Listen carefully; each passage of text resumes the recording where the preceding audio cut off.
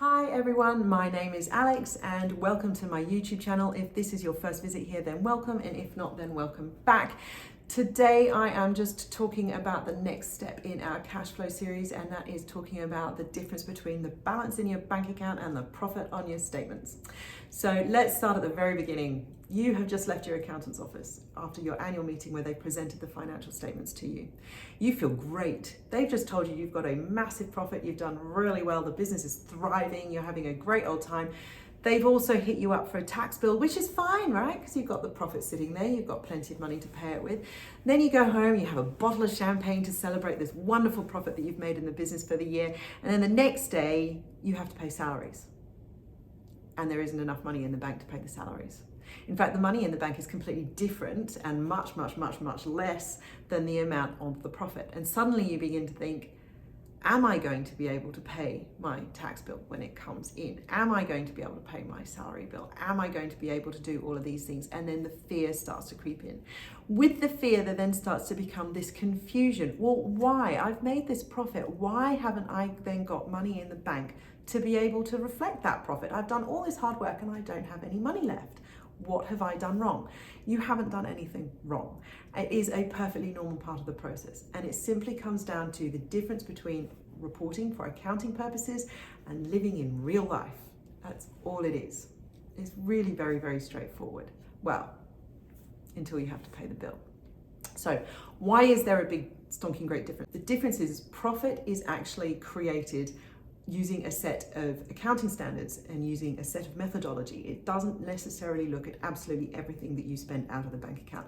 So there are a few key things here. So when we look at your profit and loss statement, it is measuring at a particular point in time your total sales and your total expenses, including depreciation and amortization.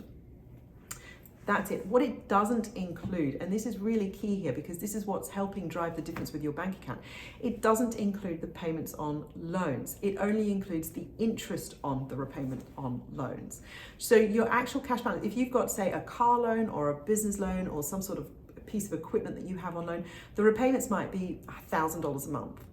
But of that, only $700 of it hits the profit and loss statement because that's the interest on the $1,000. The other $300 doesn't hit the profit and loss statement, but it's still come out of your bank account. So that's where we see a lot of disparity between the profit and loss statement and the bank account, and that is why we have this issue. So what does it mean to have this as an issue? Well, first things first, and I really want to lay this out really clearly. Well done, you've done a really good job, because if you've got this problem, it means you're profitable. And that means that you're doing something right in the business and you're getting somewhere. What we now need to do is make sure that your cash flow begins to match the profit. This is where, especially in the first 2 or 3 years of business life, businesses really struggle.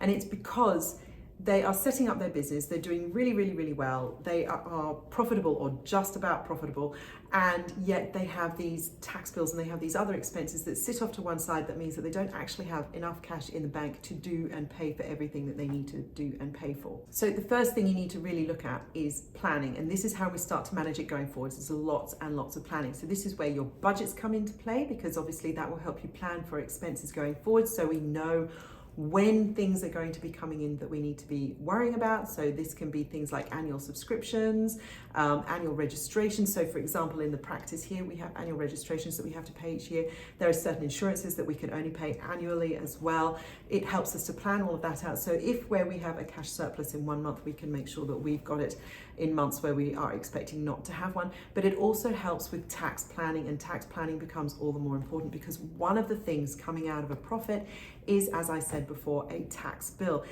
This can be a particularly bitter pill to swallow for a business making a profit for the first time, and I will explain why.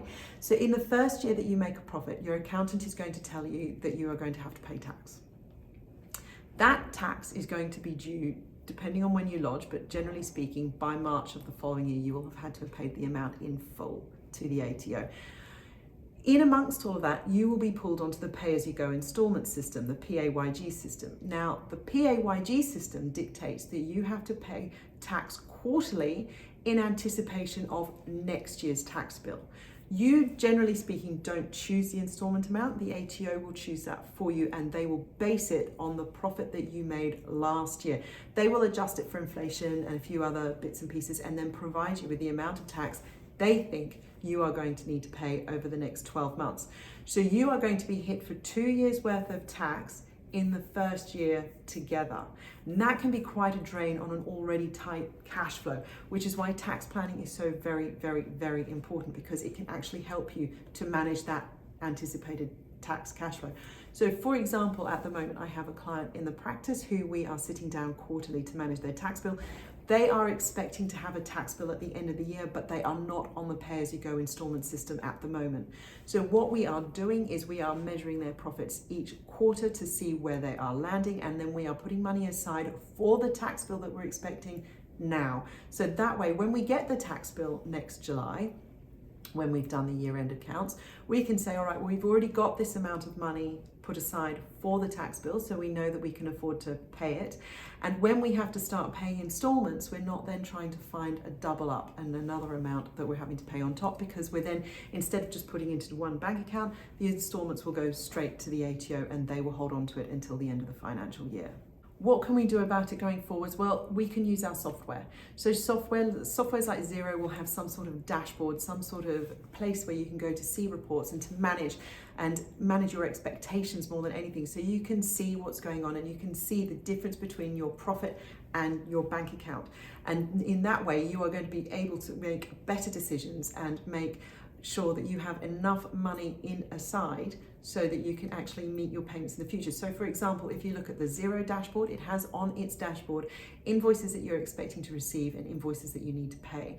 It then has a nice little graphic that shows you money in and money out on a month-by-month basis, and on your reconciliation for your bank account, it also has a little graph showing you how the balance of the bank account is tracking. So you can see really clearly at first glance how you are looking in terms of profit, and then also how you are looking in terms of actual cash. And that will help you to manage the difference and help you to manage your expectations when you go and see the accountant next year. Right, another short video, another not so fun video, because we're sort of hitting that technical end of the piece when it comes to cash flow. It's not so fun and exciting. If you've enjoyed the video or you have any questions, then please do hit me up in the comments box below. If you'd like to become a client or talk to us about some further training, then please, I have put all the information in the description bar. Please subscribe to our channel and hit the bell if you would like to have notification around when we release more videos. Have a great day, and we'll talk to you again soon. Bye.